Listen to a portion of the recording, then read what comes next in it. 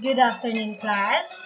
This is your teacher, Miss Julian C. Pataksil. How are you today?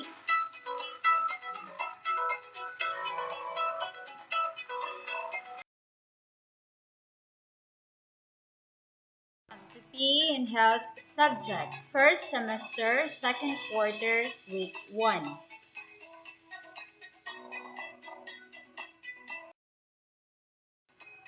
Our most essential learning competencies for this afternoon are: engage in moderate to vigorous physical fitness activities for at least 60 minutes most days of the week in a variety of settings in and out of school. Second, analyzes physiological indicators such as heart rate, rate of perceived exertion, and pacing associated with MBPAs to monitor and or adjust participation or effort. Observe personal safety protocol to avoid dehydration, overexertion, and hyperthermia during MVPA's participation, and demonstrate proper etiquette and safety in the use of facilities and equipment.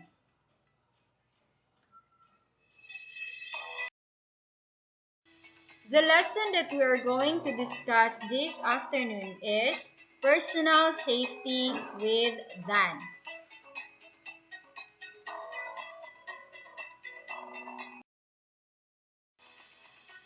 So what's new? Most dancers or performers just run out of the theater after their performance is over. They remove their makeup, take off their costumes, and off they go. It's so important to take 5 or 10 minutes after a show to stretch before going home, and if they can't, then once they get home.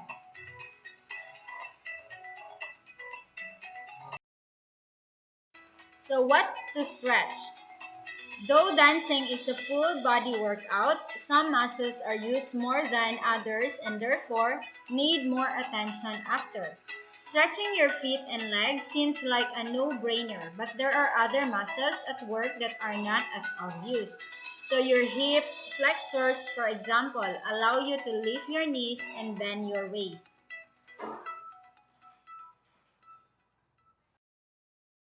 They also play a key role in keeping your hips and lower back strong, flexible, and aligned. Your quadriceps move your knees and help rotate your hips. They are involved and engaged in almost all leg movements. The piriformis muscle is located behind your gluteus maximus and assists with rotating your hips and turning out your feet. Stretch these often neglected parts of your body to dance better, stay injury-free, and hydrated.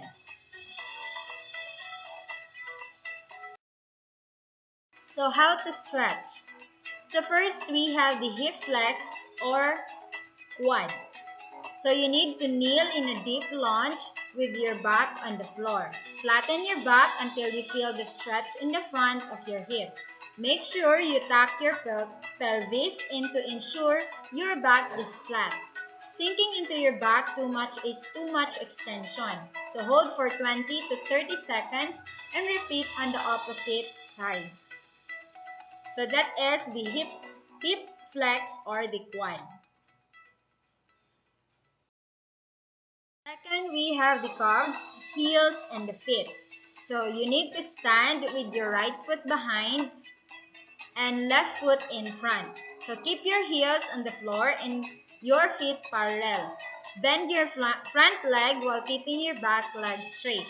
So put both hands on a wall and lean forward, keeping your arms straight until you feel the stretch in your calf. So hold for 30 seconds and repeat on the opposite side. Next, we have the piriformis. So you need to stand holding onto a chair with your right hand and grasping your left foot with your left hand. So maintain a flat back and pull your heel toward your butt, keeping your knee close to your opposite leg. So make sure you tuck your pelvis and be careful not to hike your hip up. So hold for 30 seconds and repeat on the opposite side.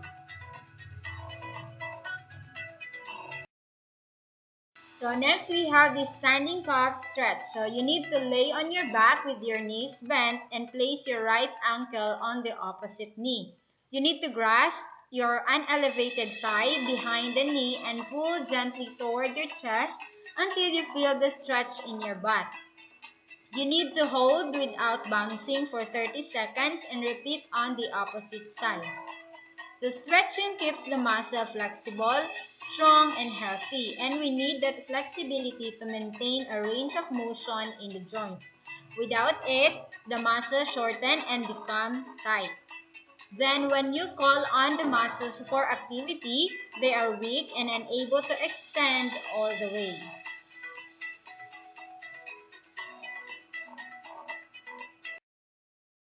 So what is it? Fitness exercises were created for cardiovascular maneuvers. It comprises the heart and blood vessels and carries nutrients and oxygen to the tissues of the body and removes carbon dioxide and other waste. While cardiovascular is operating not in a normal effort, the body needs water. So, what is the purpose of water to your body anyway? So, water is an organic, transparent, tasteless, odorless, and nearly colorless chemical substance.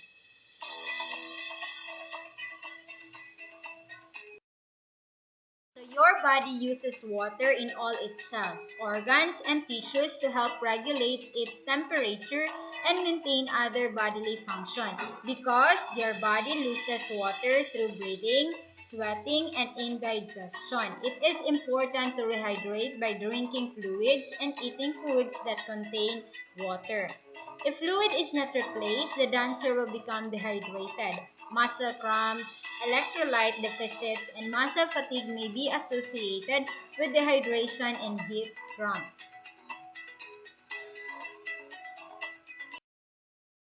So what is dehydration? So dehydration occurs when you use or lose more fluid than you take in, and your body does not have enough water and other fluids to carry out its normal function. Water makes up approximately 60% of body weight and is the largest component of the human body. The muscles we work so hard to develop as dancers or the skeletal muscles are about 73% water. Your blood is about 93% water and even bones and teeth contain some water.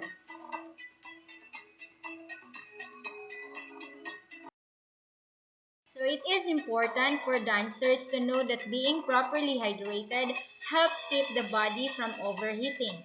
Helping the body promote heat loss when dancing full out, it will improve athletic performance and aid in recovery. This is especially important for dancers wearing hot costumes and performing under stage lights.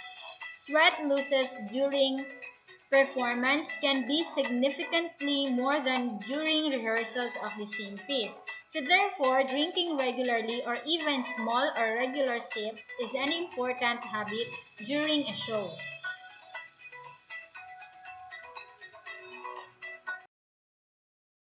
Next, we have overexertion. So it occurs when people push themselves too hard during physical activities like dancing, causes injury when a person works beyond his or her physical capacity and tolerances of his or her body's soft tissues. So factors related to overexertions are age, physical condition, body flexibility, obesity, strength, and tolerance. Overexertion in injuries are generally of two types. First, we have the sprains stretching or tearing of ligaments. Second, we have the strains. So strains, stretching or tearing tendons or muscles.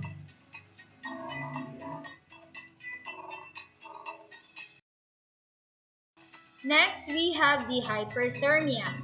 It is refers to a group of heat-related conditions characterized by an abnormally high body temperature, in other words, the opposite of hyperthermia.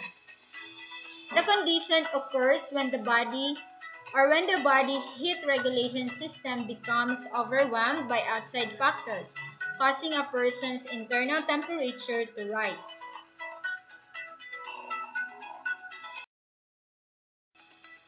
Hyperthermia.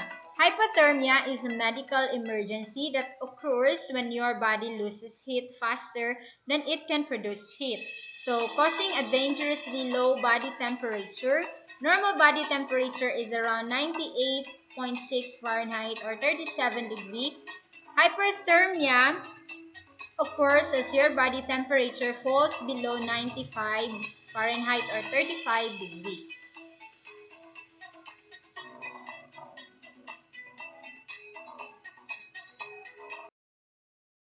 So that's all for our lesson this afternoon. I hope you enjoy and you've learned a lot. Thank you for listening.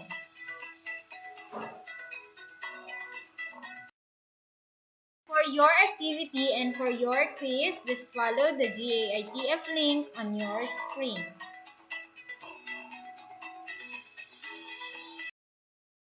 Once again, good afternoon and have a good day.